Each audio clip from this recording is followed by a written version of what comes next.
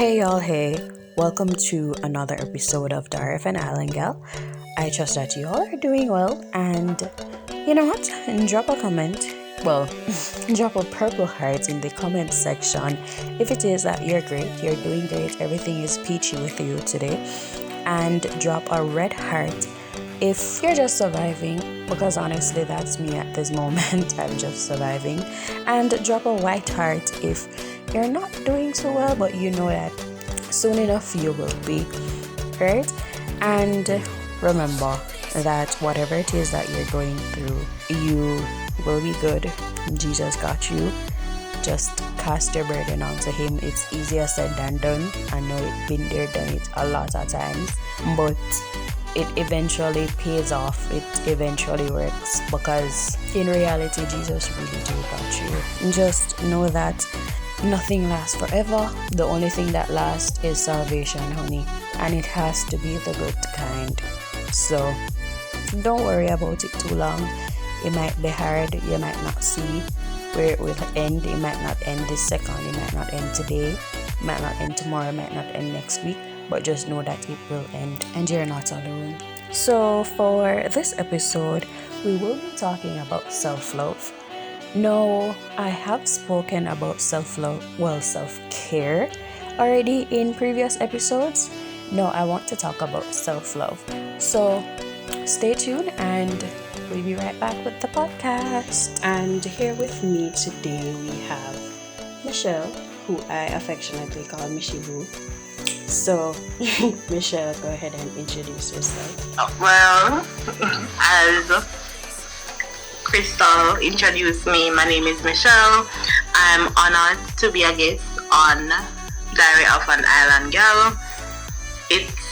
I'm excited about this topic and I can't wait until we get into it. Alright, so let's go. Self-love. Self-love is a topic that it's very controversial, because self-love is not a box. It can be defined, but one definition doesn't stick to everybody, because my definition of self-love is totally different from the next person, and everybody gets or obtains self-love a different way. I may have self-love due to learned experiences. Another person, I not know if it's them just have self-love for themselves, because them just love themselves. Michelle, what do you think about self-love? What does it mean to you? Well, to me, self-love is basically listening to yourself, whether it be mentally, physically, spiritually. If I said that correctly, I'm not sure. But to me, because recently I realized that another aspect of self-love is saying no. When necessary, you don't have to always say yes. So for me, that's something new that I have added. And as much as sometimes you want to help or you want to, be there for persons, sometimes you have to say no. Because of your own mental state. Not only mental state, but like personal boundaries as well. And another thing that I learned recently is cutting people off is not bad. It's really good.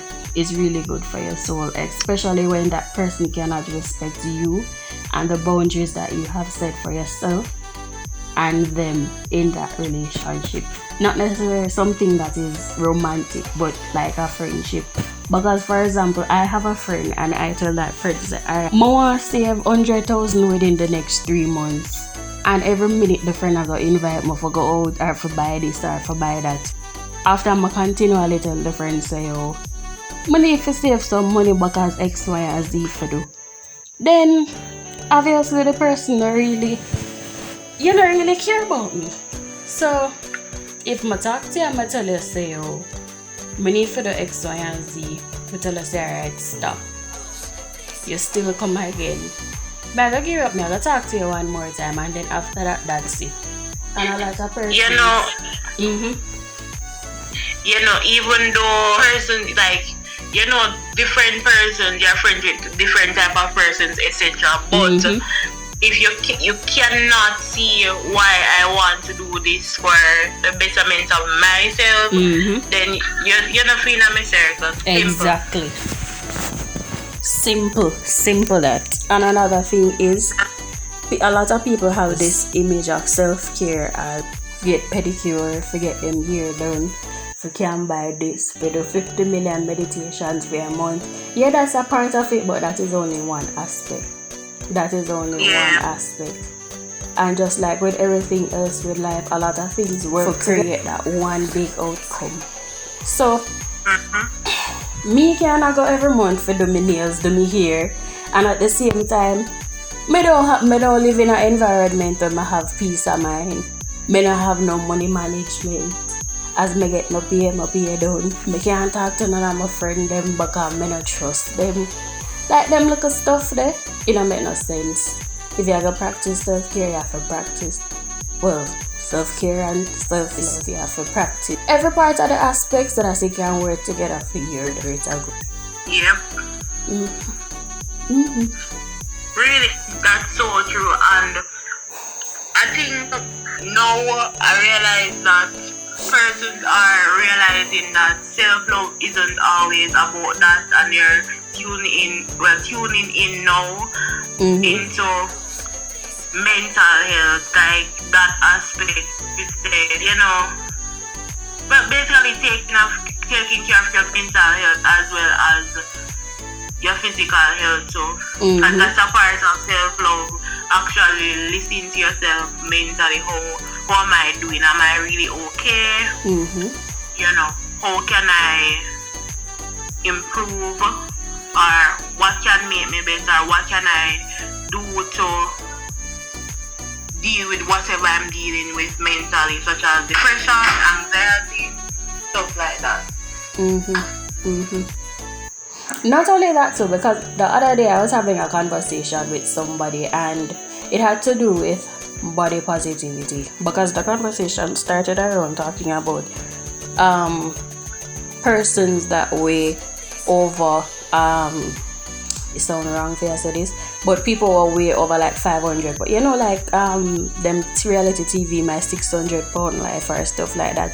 And I'm like, yeah, it's okay to love yourself and love your 600-pound self, but when do you think that, where does health draw the lines? Because it's okay to be fat. It's not like I'm a skinny person, I'm fat, and nothing is wrong with being skinny and nothing is wrong with being fat.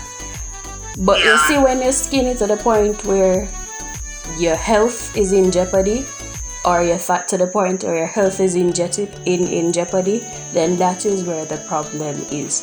Because you can have body positivity and fat and healthy, and as well as you can have body positivity and unhealthy. And I think that health should play a great part with body positivity. Yeah, that's so true. But another thing I want to talk about as well is body positivity being affected by other people's perspective of what it should look like or what it should feel like. Because I remember growing up, I wasn't growing up, we were bigger than other kids, right? Very. Persons used to like, oh, you need to lose weight, or you need to do this, or you need to do that, and that affected me a lot. Like, I remember enough time people used to tell me, say, yeah, man, I need to stop pack lunch gear because you're too fat, you can't live off of your fat. And me like now me I look back at them, I'm like, how the fuck you say that to a little picnic? Exactly. And that does so much damage. Like, they're saying it, they will forget about it, but you, like, it's staying in your brain. Exactly. Like, you hear it over and over again. Exactly. So me, I had to realize that for me, I'm okay with how I look now. Then it affected me because persons use their definition of beauty or how the body should look was how they look, and I had to realize that it's okay. You're not going to look like them, and that's okay. Exactly. It used to bother me too. Because from I know myself, I'm on the bigger side of the scale. I have never been skinny in my life. I don't know what it feel like. I can only relate to being big, being bullied for being big, and being stereotyped for being big. I tell people say me no eat, them say, "You too liar, you look so." Me no eat. If me say me no eat, me no eat. That has nothing to do with it. Exactly. Because me not eat enough either, but if my weight was based on what I eat, I'm sure I wouldn't be this big. Exactly. But, I mean, it's funny when you look at it, but I think people need to educate themselves more, and stop stereotyping everything and think before you talk, because words are damaging. Words have power. So much power. That's why now I realize if I try to make sure I think before I talk, because what I say can affect the other person I'm speaking with. And sometimes it might seem so innocent to you, but to the other person listening to it, it not come off so pretty. Especially if it's something that person has been insecure with for their entire life, or them have been bullied about it for their entire life. Yes. And I know everybody. Well, to talk about body positivity even more, like when I was gaining more weight, right? So I used to say, I don't like how my belly look, I don't like how this look, and anytime somebody pointed it out to me, it's like you just sink into a deeper place, because you already talk to yourself, but you already overthink, you're depressed, anxiety, everything. And put like it's a play for your emotion, everything, and then somebody else to point it out here, like, wow, okay. So obviously something is definitely wrong, because X, Y, he or she or whatever pointed it out. And if so this a person see it, everybody has see it. Yes. It reached me a point in time where for months me not eat. Well, I didn't know the fact me did broke, cause university life rough out here. Me did broke, but the fact that, well, me did constitution myself to say, alright, me broke. Me know mommy and daddy don't have the money for send come give me, and me not gonna catch no man for put me through school. So me I gonna use this opportunity to see if me can lose weight on top of being broke. So me not have no money, so me not gonna eat. And for months, all me eat is one time a day, and that's a little oats, because that was the cheapest thing I could buy. So I just make little oats, and that was in the night after I come home from school late night and go to my bed. And I thought I lost, if I lose weight them time there, probably 15 pounds. And people used to say, oh, you need to continue the way you do, man. Continue the way you do, because you lose weight and stuff. And they wouldn't know. They wouldn't even know what was happening, why I lose weight. I can totally relate to the whole starving yourself in an aspect of trying to lose weight by, quote unquote, pure quotes, I should say, dieting, in which you really not do nothing for yourself, because that's a damn thing. Try lose the weight, but in our work, not work for a short period of time, but it's not healthy and it's not fair to yourself, because you're doing it because of what they say, but what are you saying to yourself? How do you feel about you? Because so many times, when we point out things about what we don't like, we're basically talking about things that persons have said to us, that they point out, say, oh, your belly this, or oh, your hand them this, or your basically problem areas, your love angles, your this. Like, that's why I realized that there are enough things you in the self-love process. You have to unlearn a lot of things.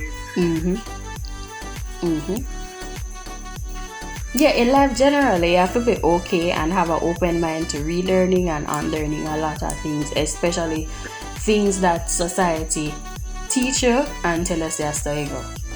Because after that, and that's how you go. Because society really don't have a moral. Right.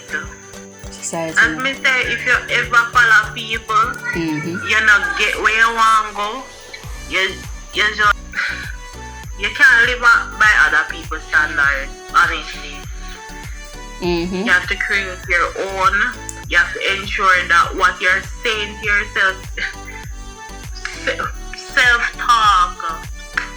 How can we forget about that? Self-talk is very important because I used to have negative conversations with myself. So I'm like, it affected me, like bad moods, overthinking all the time. So I'm like, no, this is not going to work. If I want the life I want to live, or the person I want to be, she not talk to herself like this. So why am I doing this? Exactly. What got to me, I said, how do I say somebody if you love you if you don't love your damn self? Why you stand every day and tell yourself say you don't look good? Why? Just because you don't get 1,000 likes on a picture where you post it, you have 1,000 friends? No, where you get 1,000 likes from? You have 3 friends. You can't get 1,000 likes. What everybody else say don't really matter. It's all important for what you say about yourself. And if you can't see yourself as somebody who are pretty and know yourself, because you are yourself. So if you can know yourself and know say you have much to offer than your physical appearance, then how somebody else outside of you to see that? True. I cannot stress that enough, and that is something I had to learn. Because social media used to like get into my head, but now I know that alright, this is the limit. This is not realistic. Social media plays. So social media will show you the fake narrative that this is how things should be. You should be living this type of lifestyle. You should be doing this. You should be doing that. In which you have to done school by 23. You have to start work by the same year. You have to married by 24. You have to have pitney by 25. And you can't have pitney when you go to school because that's a loser mindset. Right, and you should be driving, by your 20s, early 20s, you should be driving. And you should have a business. Yes, and you should be an entrepreneur. Oh my God. You have to have a business because everybody have business mindset, and God bless everybody if you have a business. It no work, so. Exactly. It does not. If the market did follow social celeb, nobody wouldn't be there for buy, so nobody would make no money because everybody has sell. Word. I don't know, I think about things on a deeper level, and I'm always talking to myself. So I'm always looking at things, having a conversation with myself. So even if I have something to say to somebody, I talk about it before, Like, I try to make sure I say it in a proper way per se. With some things there's no proper way to say it. Yeah, no sugarcoat not there for some things. Right. But social media and the whole narrative that you have to do this or you have to do that, it's not realistic. Exactly. It's my journey. I get there when God said I should get there. My journey and your journey is totally different. We're totally different persons. Came from totally different backgrounds. So like people fail to understand. Say God bless everybody different. Everybody blessed it rolling on a different time. And nobody not gonna post their struggles on social media. Only when them reach and them want you to clap for them. Then them gonna pretty up their struggles or exaggerate them struggles for you clap for them. But if I'm hungry, I'm not gonna post that. Me I go and post the good. Thank you so much for tuning into this week's episode of Diary of an Island Gyal. I hope that you enjoy, and don't forget to like, subscribe, and share with a friend, and follow the socials listed below. Until next time, this is Diary of an Island Gyal. Stay safe, walk good, and Godspeed.